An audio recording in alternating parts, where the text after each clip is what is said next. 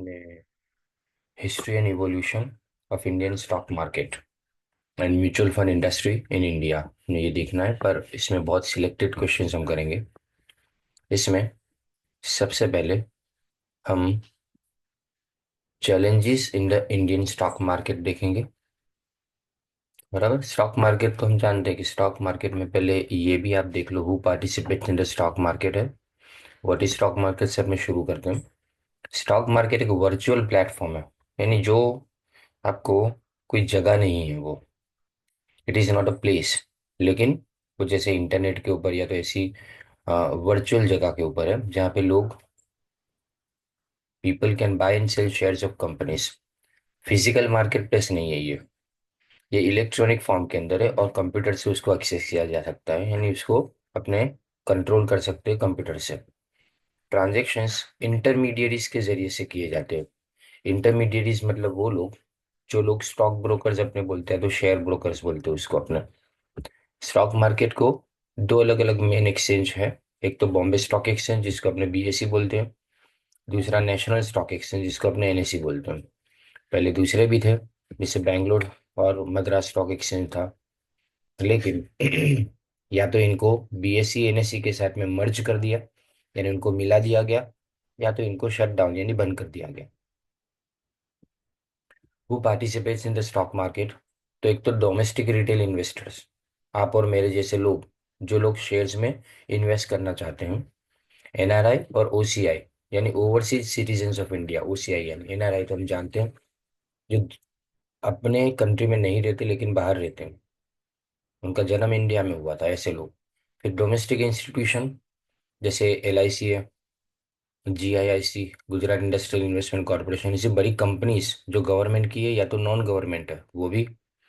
फिर mutual fund companies जिसको asset management company बोला जाता है, एएमसी यानी asset management company, like SBI mutual fund, ICICI prudential life insurance, HDMC.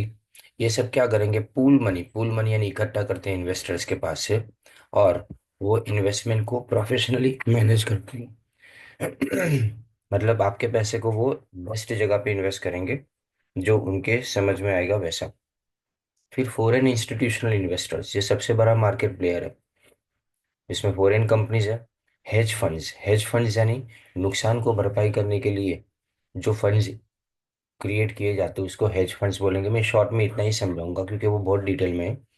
And investment firms that invest in Indian markets, और जो बाहर की इन्वेस्टमेंट फर्म्स है जो इंडियन मार्केट में आजकल इन्वेस्ट करती है, उनके आने और जाने से इंडियन मार्केट को बड़ा फर्क पड़ता है। अब ये सब डायनामिक नेचर के अंदर कंट्रीब्यूट करते हैं, यानी मतलब बदलता रहता है ये। कई बार तो क्या, अनएथिकल प्रैक्टिस भी, रिस्क भी आ जाता है, यानी अनएथिकल प्रैक्टिस यानी मतलब किसी गलत तरीके के काम काज शेयर मार्केट में होना, जैसे मनी लॉन्ड्रिंग, दूसरे कंट्री का पैसा इंडिया में आना, किसी के जरिए से इन्वेस्टमेंट कराना जो इलीगल है। When money and emotions like grid and fear come into play, यानी लालच, ग्रीड का मतलब, और फियर यानी डर, ये सब भी मार्केट में रहता है। अब इंडियन स्टॉक मार्केट के चैलेंजेस, मतलब कहाँ पे इंडियन स्टॉक मार्केट को संभालने की जरूरत है, तो पहले बात आता है volatility and market fluctuation. Volatility का मतलब क्या, शार्प जो स्विंग होता है ना प्राइस का, उसको वॉलेटिलिटी बोलते हैं। यानी प्राइस बहुत ज्यादा ऊपर या बहुत ज्यादा नीचे चले जाना, उसको वॉलेटिलिटी बोलते हैं। Due to both domestic and international factors, यानी हमारी कंट्री में भी कुछ ऐसे फैक्टर्स है जिसके कारण ऐसा होता है, और इंटरनेशनल मार्केट में भी ऐसा होता है। जैसे ऑयल की प्राइसेस, यानी पेट्रोलियम की प्राइस के अंदर चेंज आता है, इंटरेस्ट रेट, यूएस की सेंट्रल बैंक जो है वो इंटरेस्ट रेट को चेंज करे, जिसको यूएस फेडरल रिजर्व बोलते हैं। या पॉलिटिकल अनसर्टेनिटी आए, यानी देश के अंदर समझो कि सरकार बदले, तब भी ऐसा होता है। डोमेस्टिकली इलेक्शन, गवर्नमेंट की पॉलिसी जो चेंज होती है, कॉरपोरेट अर्निंग। तो अगर आपको वॉलेटिलिटी समझना है या लिखना है एग्जाम के अंदर, तो अपने क्या लिखेंगे उसके अंदर, sharp swing due to domestic and international factors, और ये वॉलेटिलिटी डिस्कम्फर्ट प्रोड्यूस करती है। आप एक दो एग्जाम्पल लिखना चाहते हो तो लिख सकते हो इसके अंदर, लेकिन पूरा इतना लंबा लिखने की जरूरत नहीं है, बिकॉज हमारा क्वेश्चन मैक्सिमम 6 या तो 7 मार्क का होगा। This volatility can cause discomfort for investors, क्योंकि जो लोग मार्केट में वेल वर्स यानी जिसके पास नॉलेज नहीं है मार्केट का, तब वो लोगों को परेशानी होती है। लिक्विडिटी कॉन्स्टेंट, लिक्विडिटी यानी कैश होना, एबिलिटी टू बाय और sell securities without causing significant price fluctuation, price में उतार चढ़ाव किए बिना हम कितनी सिक्योरिटीज को खरीद या तो बेच सकते हो।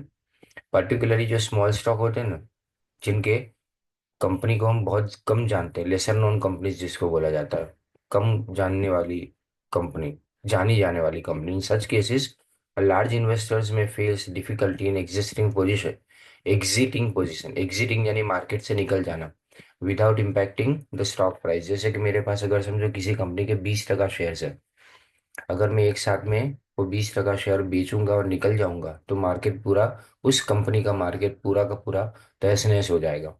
लोअर लिक्विडिटी के कारण leads to wider bid ask spread, which means higher transaction cost पर। देखो बिड आस्क का मतलब क्या, कि मैं सीधा ये बोलूंगा 20% मुझे बेचना है, तो बेचने के लिए मुझे एकदम प्राइस डाउन में बेचने की जरूरत पड़ेगी, राइट, क्योंकि कोई खरीदेगा नहीं इतनी ज्यादा शेयर्स को।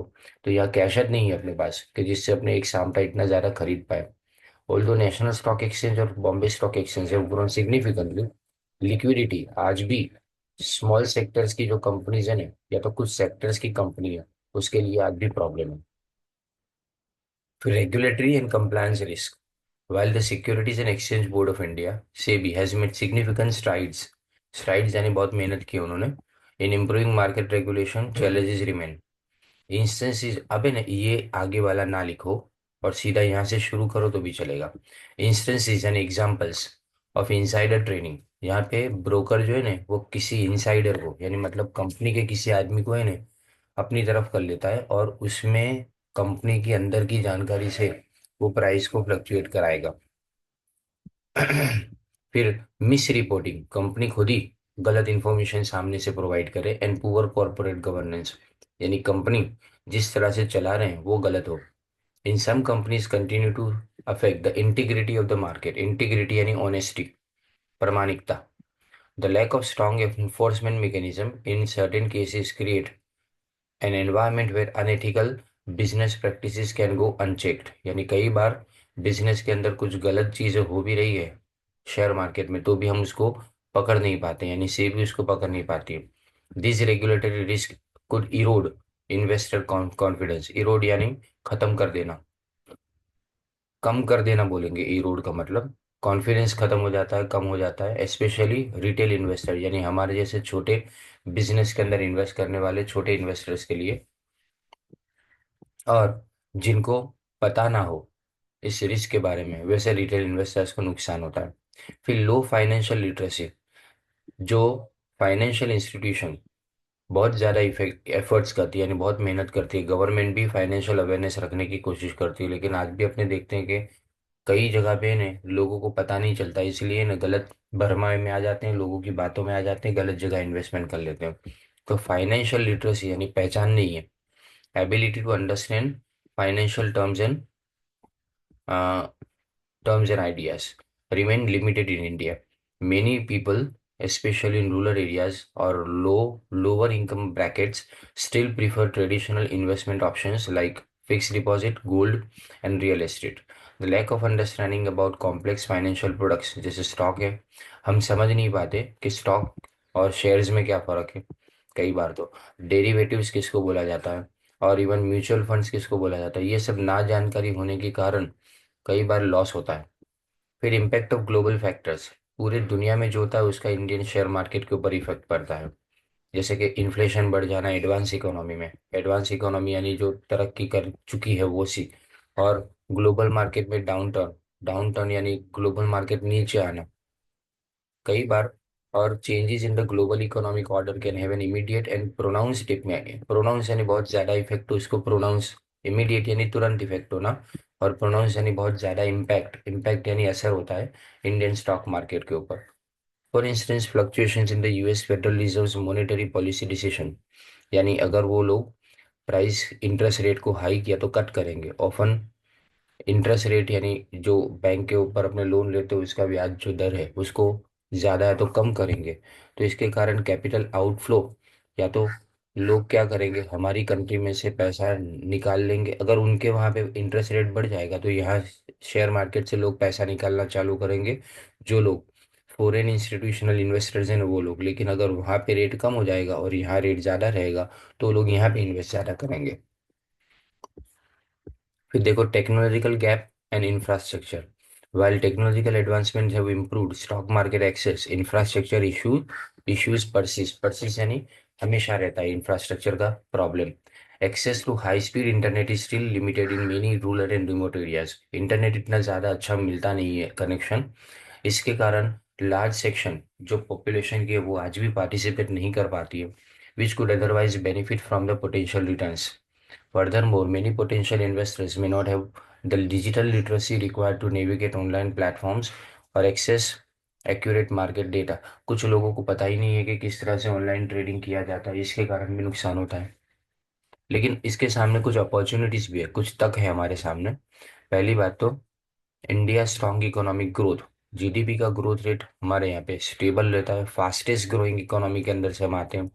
इंडिया यूथफुल डेमोग्राफिक, यानी हमारी ज़्यादातर पॉपुलेशन यंग है।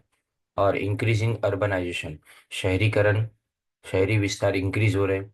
इसके कारण लॉन्ग टर्म ग्रोथ प्रोस्पेक्ट है, यानी हर सेक्टर के अंदर आपको ऐसा है कि लॉन्ग टर्म के अंदर अगर आप ग्रो करना चाहते हो, यानी मतलब आपका पैसा बढ़े ऐसा समझते हो, तो इन्वेस्टमेंट किया जा सकता है। और यहाँ पे मिडिल क्लास ग्रो कर रहा है, कंज्यूमर की डिमांड बढ़ रही है। और urbanisation of rural areas create opportunities for businesses across sectors like technology, healthcare, consumer goods and infrastructure। Urbanisation of rural areas का मतलब क्या, कई ऐसे रूरल एरियाज है जो अब सिटी के अंदर कवर हो जाते हैं। जैसे अगर हम बड़ौदा की बात करें तो मांझलपुर पहले गांव था, लेकिन आज उसको सिटी के अंदर कवर कर लिया गया है। तो इसके कारण नए कंज्यूमर जाते हैं, वो कंज्यूमर सिटी के मेन स्ट्रीम के अंदर जुड़ जाते हैं। The Indian stock market is well position to capture those economic tailwinds, यानी ये जो भी है, ये जो बहाव है, टेलविंड्स का मतलब जो बहाव है, वो इंडिया का स्टॉक मार्केट आसानी से उसको कैप्चर कर पाएगा। गवर्नमेंट का इनिशिएटिव, यानी गवर्नमेंट की तरफ से जो अलग अलग स्टेप्स लिए जाते हैं वो, और रिफॉर्म्स यानी सुधारे किए जाते हैं, जो सुधार किया जाता है वो। The Indian government has implemented several policies to boost economic growth and enhance investor sentiment. Programs like Make in India, Atmanirbhar Bharat, and Digital India are geared towards fostering domestic manufacturing।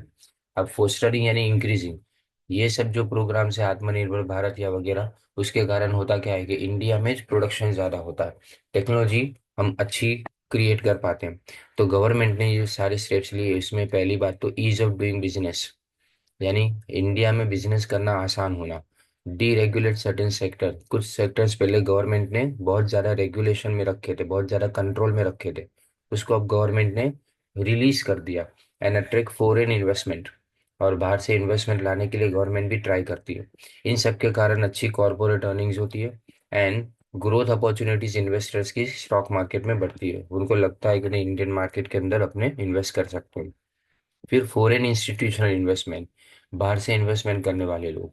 India's economic resilience and reforms have attracted.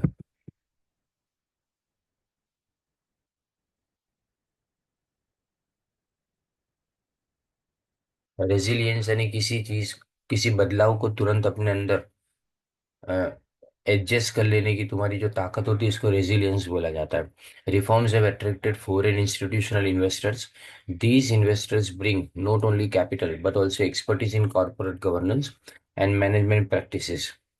Continued FII, बाहर से जितना भी flow आता है Indian market के अंदर वो ample, ये एम्पल लिखा है इसका मतलब बहुत ज्यादा, बहुत ज्यादा लिक्विडिटी यानी कैश लाता है हमारे पास, और अपॉर्चुनिटीज भी है।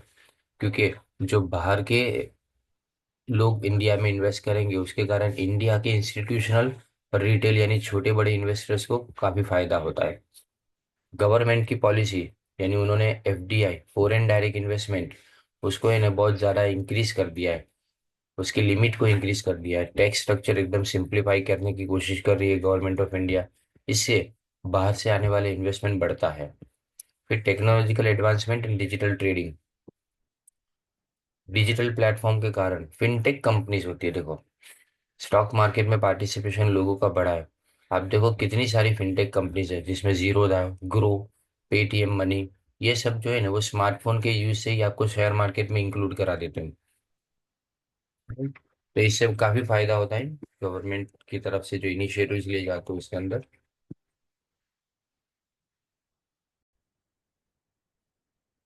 प्लेटफॉर्म्स ने ट्रेडिंग को सिंप्लीफाई किया है, और यंग इन्वेस्टर्स जिनके पास स्मार्टफोन्स है ना वो आसानी से मार्केट के अंदर आ सकते हैं, तो ये हमारे लिए एक अपॉर्चुनिटी हुई। फिर डेमोग्राफिक डिविडेंड, इंडिया में यंग पॉपुलेशन है, तो इसका मतलब उसकी एज कितनी है, मीडियन एज बताए देखो। यहाँ पे ना एवरेज एज इंडिया के अंदर 28 ईयर्स की है, जो यंग पॉपुलेशन है उसकी। और ये ऐसा ग्रुप है ना कि जो फ्यूचर ग्रोथ के लिए स्ट्रांग फाउंडेशन प्रोवाइड करता है। ये टेक्स हैवी, यानी मतलब टेक्नोलॉजी जानते हैं, वो इन्वेस्टमेंट ऑप्शंस जानते हैं, और वो कीन ऑन बिल्डिंग वेल्थ, यानी मतलब वो अपनी संपत्ति को बढ़ाना चाहते हैं। The rise of new age investors in their 20s and 30s is changing the landscape of Indian investing। India के अंदर इन्वेस्टमेंट करने की जो 2030 के अंदर जो लैंडस्केप है ना वो बढ़ रहा है, जितना 20 में, यानी 20 साल से लेकर 40 साल के बीच में जो लोग हैं ना वो ज्यादा से ज्यादा इन्वेस्टमेंट करते हैं। The generation is more likely to invest in mutual fund.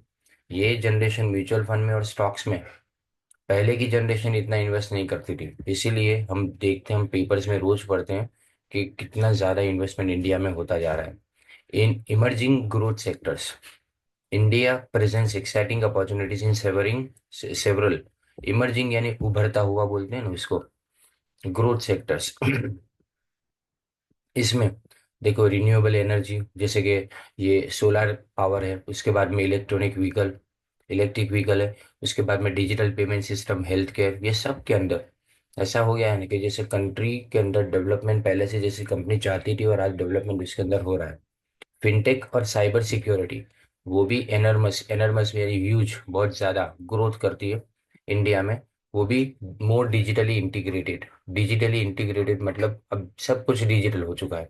Investors can diversify into these growth areas through the stock market which can potentially offer high returns in the long run. इससे return बहुत ज़्यादा मिलता है, proper return मिलता है India के अंदर। ये हमारे लिए एक प्रॉपर चांस है।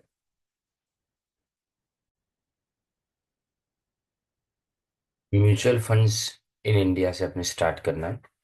म्यूचुअल फंड्स में इसको कैटेगरी में, ये types of mutual fund question आएगा।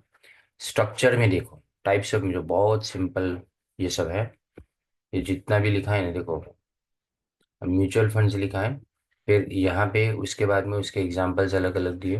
Fund based on market capitalisation, small cap, mid cap, large cap. फिर फोकस, डिविडेंड यील्ड, ईएलएसएस, बहुत सिंपल टॉपिक है, ये भी याद हो जाएगा आपको इजीली। देखें, पहले बाय स्ट्रक्चर तो ओपन एंडेड, कभी भी खरीदा जा सकता है, कभी भी बेचा जा सकता है, सिंपल। क्लोज एंडेड, एक fix period, maturity fix period की, और यूनिट को अपने स्टॉक एक्सचेंज के अंदर ट्रेड कर सकते हो, इजीली उसको अपने ट्रेड कर सकते हो।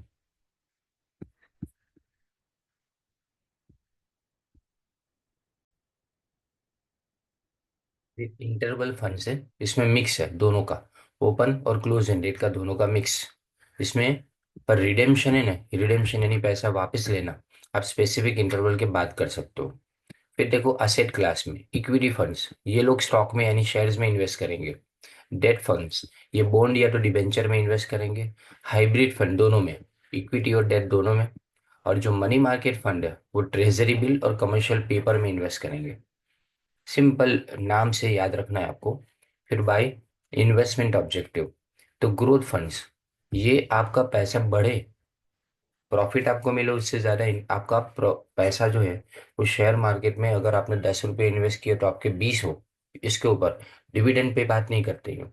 जबकि जो इनकम फंड्स है वो रेगुलर इनकम देने पे बात करते हैं।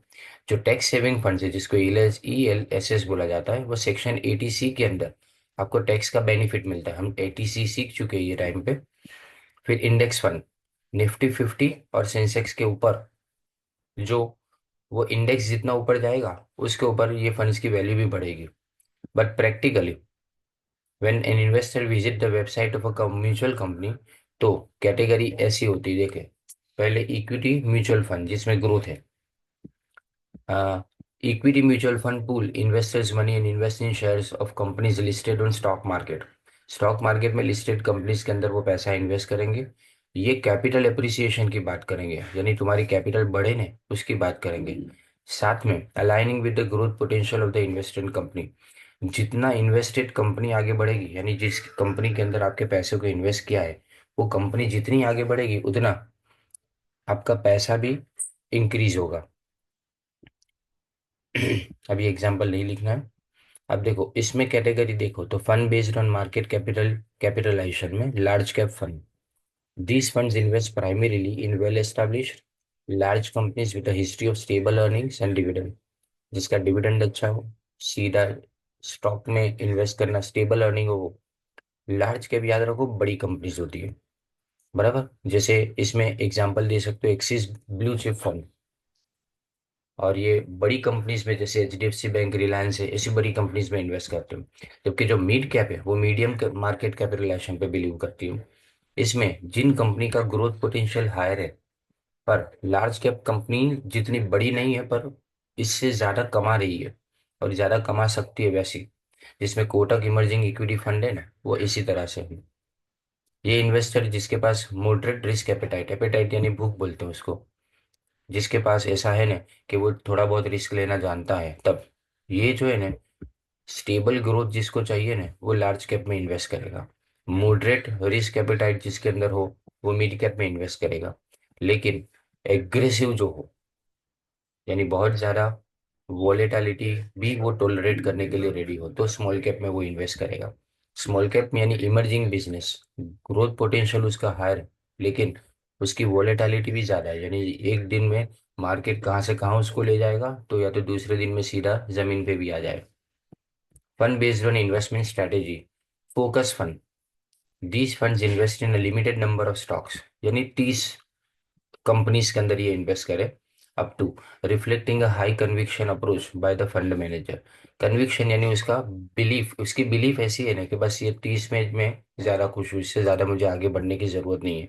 ये फंड मैनेजर पे डिपेंड करता है। म्यूचुअल फंड का जो मैनेजर होता है उस पर डिपेंड करता है।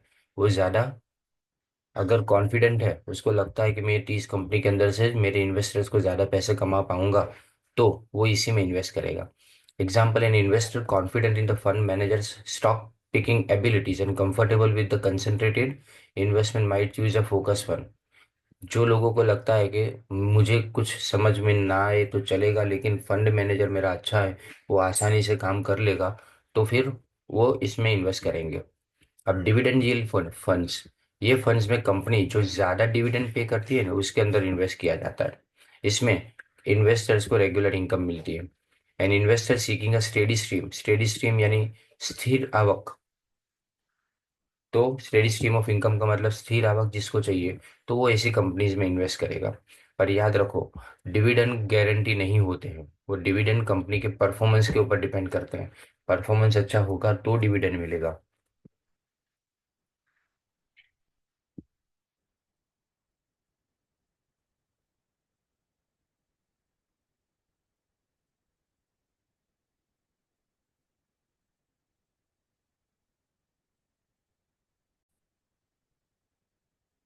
ये लिस्ट फंड है, this funds offer tax benefit under section 80C। अब ये इक्विटी लिंक सेविंग स्कीम बोला जाता है इसको, ईएलएसएस का फुल फॉर्म। यानी इक्विटी शेयर्स के साथ में ये लिंक होता है, लेकिन आप सेविंग्स भी करते हो, साथ में आपको इक्विटी शेयर को खरीदने का फायदा भी मिलता है। और इसमें आपको 80C के अंदर टैक्स बेनिफिट मिलता है। They invest primarily in equity और have a mandatory lock in period of 3 years, यानी कम से कम आपको 3 साल इन्वेस्ट करना पड़े। जिसको टैक्स का बेनिफिट चाहिए ना वो ईएलएसएस में इन्वेस्ट करेंगे। फिर डेट म्यूचुअल फंड, ये किस पे ध्यान देता है, देखो ये पहले वाला जो था उसका मेन क्या काम था, उसका काम था ग्रोथ। अब अगर बात करें इसकी तो एम्फेसाइजिंग स्टेबिलिटी, ये आपको एकदम इक्वल रिटर्न देगा हर साल। Debt mutual fund fix income securities है, जैसे गवर्नमेंट बॉन्ड, कॉर्पोरेट बॉन्ड या तो ट्रेजरी बिल में। ये लेस वॉलेटाइल होता है, इसको मार्केट से के साथ में इतना ज्यादा लेना देना नहीं है जितना इक्विटी शेयर्स को है। तो इसलिए उसमें रिस्क है, लेकिन खाली इंटरेस्ट रेट का रिस्क है, अगर इंटरेस्ट रेट ऊपर नीचे जाएगा तो इसके अंदर रिस्क होगा। नहीं तो नहीं। अब fund based on maturity profile, liquid funds. ये लिक्विड फंड्स के अंदर डेट सिक्योरिटी, जो 91 डेज, 91 डेज के अंदर जिसके पैसे वापस आ जाए आपके पास, इसीलिए इसको लिक्विड फंड्स बोला जाता है। सबसे जल्दी जिसका पैसा वापस मिल जाए, इसमें लिक्विडिटी ज़्यादा और रिस्क कम है। राइट, जिसको शॉर्ट टर्म सरप्लस, उसके पास थोड़ा पैसा पड़ा है थोड़े टाइम के लिए, वो यहाँ पे पैसा इन्वेस्ट कर सकते हैं। फिर ओवरनाइट फंड्स, इसमें हाई लिक्विडिटी लेकिन लो रिस्क है। जिसको ओवरनाइट यानी मतलब 1 महीने के अंदर अंदर पैसा वापस आ जाए वैसा चाहिए, उसके लिए ये फंड्स यूजुअली काम लगते हैं। फिर ultra short term funds, low duration fund, money market funds, short duration fund and medium duration fund. 1 साल से लेके समझो कि ये 36 मंथ्स तक के बीच में हो सकते हैं। ये फंड्स में अलग अलग तरह के रिस्क प्रेफरेंस होते हैं, और इन्वेस्टमेंट होराइजन यानी आपकी इन्वेस्टमेंट के टारगेट्स अलग अलग होते हैं इसके अंदर। The maturity profile of these funds as defined by SEBI help investors align their investment with their specific needs. तो आपकी जो मैच्योरिटी, इस फंड्स की जो मैच्योरिटी प्रोफाइल है, वो सेबी डिफाइन करती है। राइट, और वो आपकी ज़रूरत के हिसाब से आपको अलग अलग ऑफर किए जाते हैं। फिर देखो, funds based on the type of issuer. Issuer यानी जो इशू करने वाले लोग हैं वो कौन है, जैसे बैंक और पीएसयू डेट फंड्स, ये बैंक इशू करती है। बैंक या तो फाइनेंशियल इंस्टीट्यूशन या तो पब्लिक सेक्टर यूनिट, पीएसयू का मतलब, generally perceived as having lower credit risk, इसमें कम से कम रिस्क होता है, क्योंकि गवर्नमेंट है इसलिए स्टेबिलिटी होगी, और गवर्नमेंट का बैकिंग इम्प्लिसिट मतलब उसके अंदर सीधा सीधा दिख रहा है कि गवर्नमेंट उसको बैक कर रही है, गवर्नमेंट उसको सपोर्ट कर रही है। An investor seeking to invest in debt with relatively low credit risk could consider a banking and PSU debt debt fund. तो जो कम रिस्क के ऊपर जाना चाहता है वो इसी फंड्स के अंदर इन्वेस्ट करेगा। फिर credit risk funds, these funds invest in lower rated corporate bonds offering higher potential returns but also higher credit risk। इसमें क्रेडिट रिस्क भी ज़्यादा है और ज़्यादा पोटेंशियल रिटर्न अच्छा होता है इसके अंदर। हाँ, an investor with higher risk tolerance, जिसको ज़्यादा रिस्क चाहिए और वो जिसको ज़्यादा रिटर्न भी चाहिए, तो वो इस तरह के फंड्स में इन्वेस्ट कर सकता है। फिर आता है guilt fund. These funds invest primarily in government security, government security को अपने गिल्ट्स बोलते हैं, and considered the safest debt instrument in terms of credit risk, क्योंकि गवर्नमेंट कभी भी डूबने वाली नहीं है। बैंक डूब जाएगी, गवर्नमेंट ना डूबे। Example, an investor prioritising safety, यानी जिसको सेफ्टी ज़्यादा चाहिए और जो क्रेडिट रिस्क अवॉइड करना चाहता है, यानी नहीं चाहिए उसको कोई भी तरह का रिस्क, तो वो इस फंड में इन्वेस्ट करेगा। फिर आता है other mutual funds, expanding the investment universe. अब ये हाइब्रिड फंड्स है अदर में। हाइब्रिड में इक्विटी और डेट दोनों साथ में, aiming to balance growth and stability, जिसमें ग्रोथ भी है साथ में स्टेबिलिटी। मतलब आप ग्रोथ कब, जब इक्विटी में इन्वेस्ट होगा तो ग्रोथ है, डेट में इन्वेस्ट करने वाला जो पोर्शन है वो स्टेबिलिटी प्रोवाइड करता है।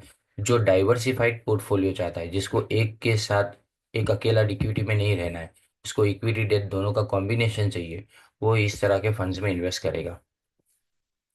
फिर उसके बाद है solution oriented funds. These funds are design to help investors achieve specific financial goals. जैसे पेरेंट अपने हायर एजुकेशन के लिए बच्चे के लिए वो क्या करे, पैसा सेव करे, तो ये सॉल्यूशन ओरिएंटेड फंड्स है, जिसमें आपका गोल होता है एक, जैसे घर में कोई अभी समझो 40 ईयर्स तक मुझे इतना पैसा जमा करना है, मैंने ऐसा टारगेट रखा हो, तो वो इसके अंदर आ सकता है।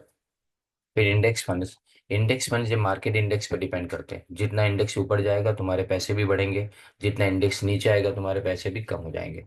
लेकिन इसका एक्सपेंशन काफ़ी कम होता है, इसलिए इन्वेस्टर्स के लिए ये सबसे ज़्यादा अट्रैक्टिव होता है, कॉस्ट इफेक्टिव है और डाइवर्सिफाइड एक्सपोजर।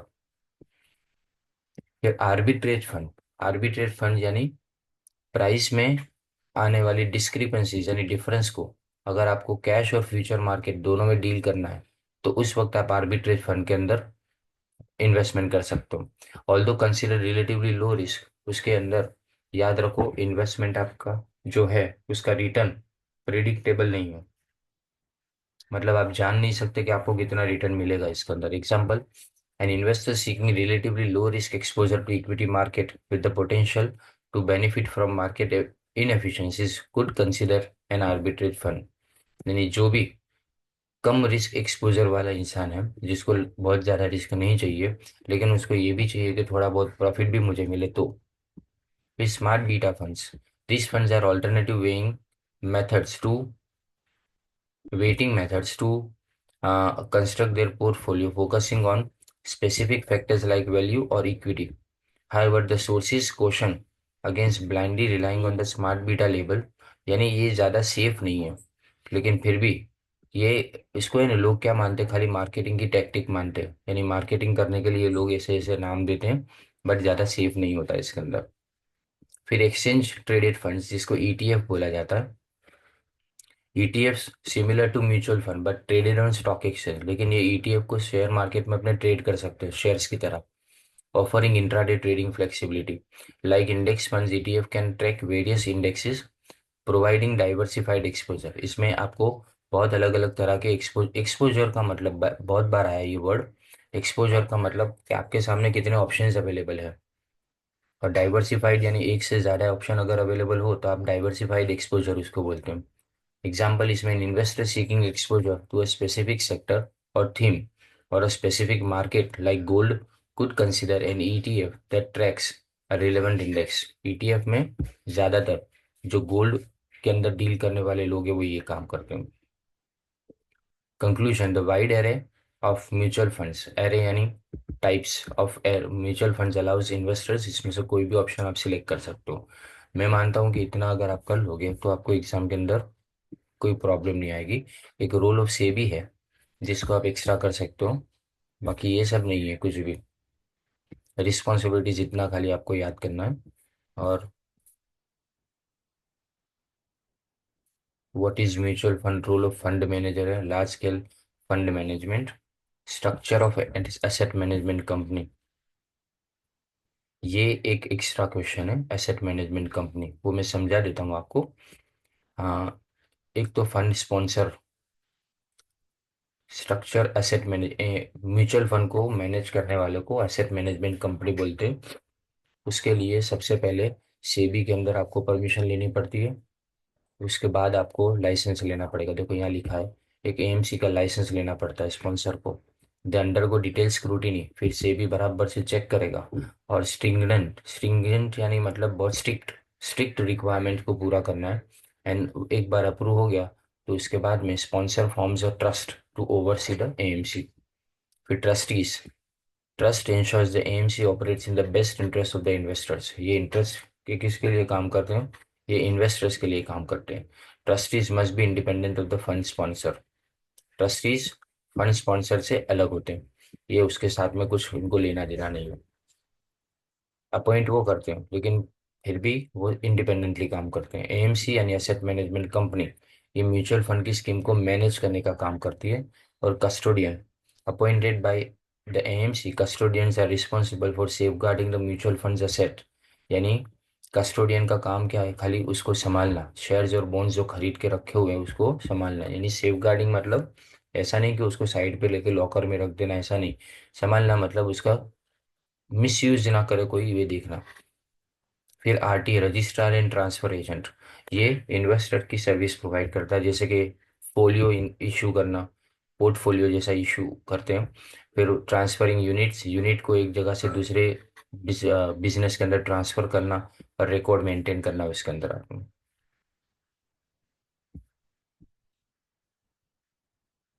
ये देखो, ये डायग्राम देख लेना, दैट्स इट, बस यहाँ से आगे कुछ नहीं करना है अपने को। ये 2 बार आ जाता है क्वेश्चन। ओके।